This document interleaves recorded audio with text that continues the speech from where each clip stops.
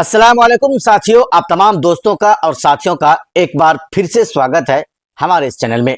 साथियों, इस वीडियो में हम आपको सीमांचल का माहौल बताने जा रहे हैं।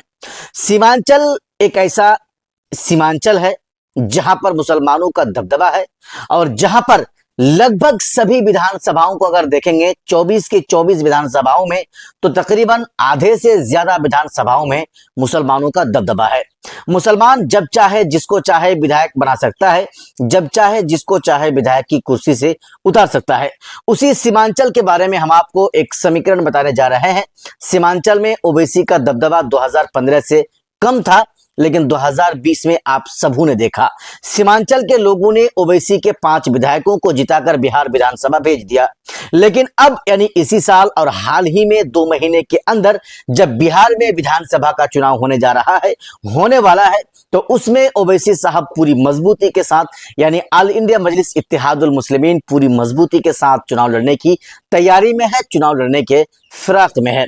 साथियों, अब हम जरा आपको बता दें, हाल ही में 3-4 दिन पूर्व एआईएमआईएम पार्टी के राष्ट्रीय प्रवक्ता और एमआईएम पार्टी के पूर्व विधायक वारिस पठान साहब सीमांचल आए। सीमांचल के दौरे में आए और सबसे पहला उन्होंने प्रोग्राम एक बहुत बड़ा कार्यकर्ता सम्मेलन किशनगंज के लहरा चौक में किया। किशनगंज के लहरा चौक में वह ऐतिहासिक कार्यकर्ता सम्मेलन था जिसमें जहां से भी किशनगंज के लोगों को उनके कानों तक यह आवाज पहुंची कि वारिस पठान साहब आ रहे हैं और किशनगंज के लहरा चौक में एक बहुत बड़ा मैदान में वहां पर एक बहुत बड़ा कार्यकर्ता सम्मेलन होने वाला है। लोग अपने घरों से निकलते गए, अपने घरों से भागते गए और उस कार्यकर्ता सम्मेलन में जाकर उस कार्यकर्ता को ऐतिहासिक कार्यकर्ता सम्मेलन बना दिया। साथियों, सीमांचल में ओवैसी का चर्चा तो था ही, लेकिन वारिस पठान साहब के आने के बाद जो माहौल है वो और ज्यादा गर्म हो चुका है। किशनगंज के सभी 4 सीटों पर ओवैसी के उम्मीदवार चुनावी मैदान में होंगे। हालांकि एक विधानसभा बहादुरगंज से ओवैसी ने अपना उम्मीदवार का ऐलान कर चुका है। बाकी तीनों सीटों से ओवैसी ने अपने उम्मीदवार का ऐलान नहीं किया है। ऑफिशियल कोई अनाउंसमेंट नहीं हुआ है। हालांकि चर्चाएं चल रहा है, चर्चाओं का बाजार गर्म है कि भाई किसको टिकट मिलना चाहिए, किसको नहीं मिलना चाहिए। हम उस बात की तरफ नहीं जा रहे हैं कि किसको टिकट मिलना चाहिए, लेकिन सवाल यह है कि जितने लोग ओवैसी के चाहने वाले थे वो अब भी ओवैसी के साथ मौजूद हैं, डटे हुए हैं। हाँ, अगर कुछ लोगों को छोड़ दें, कुछ कार्यकर्ताओं को छोड़ दें तो ये बात जो है सही हो जाएगा कि ओवैसी का साथ ओवैसी के लोग नहीं छोड़े हैं।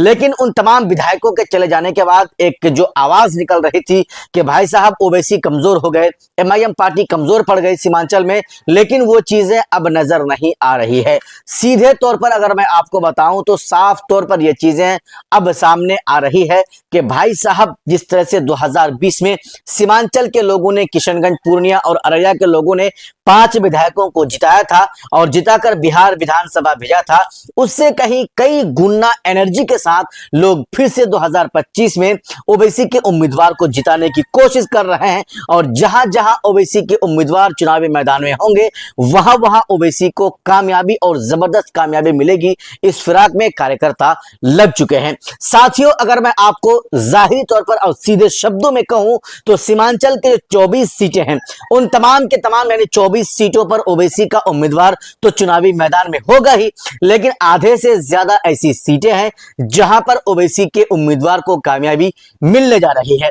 खास तौर पर अगर हम आपको बताएं, किशनगंज का ठाकुरगंज, किशनगंज, बहादुरगंज, कोचाधामन, अररिया का जोकीहाट, अररिया, इन तमाम विधानसभा सीटों में ओवैसी का अभी भी दबदबा बरकरार है, अभी भी ओवैसी का जलवा बरकरार है। और लोग भले ही उनकी पार्टी से विधायक चले गए हों, लेकिन कार्यकर्ता, उनके चाहने वाले, उनके दीवाने, वो सब के सब अभी भी ओवैसी के साथ मौजूद है, एमआईएम पार्टी के साथ मौजूद है। साथियों, अब देखने वाली बात यह होगी कि जैसे जैसे चुनाव का दिन करीब आ रहा है वैसे वैसे कितने लोग एमआईएम पार्टी के साथ और ज्यादा जुड़ते जा रहे हैं। बाकी साथियों, आपने हमारा इस पूरा वीडियो को देखा, देखने के लिए आपका बहुत बहुत धन्यवाद। जय हिंद।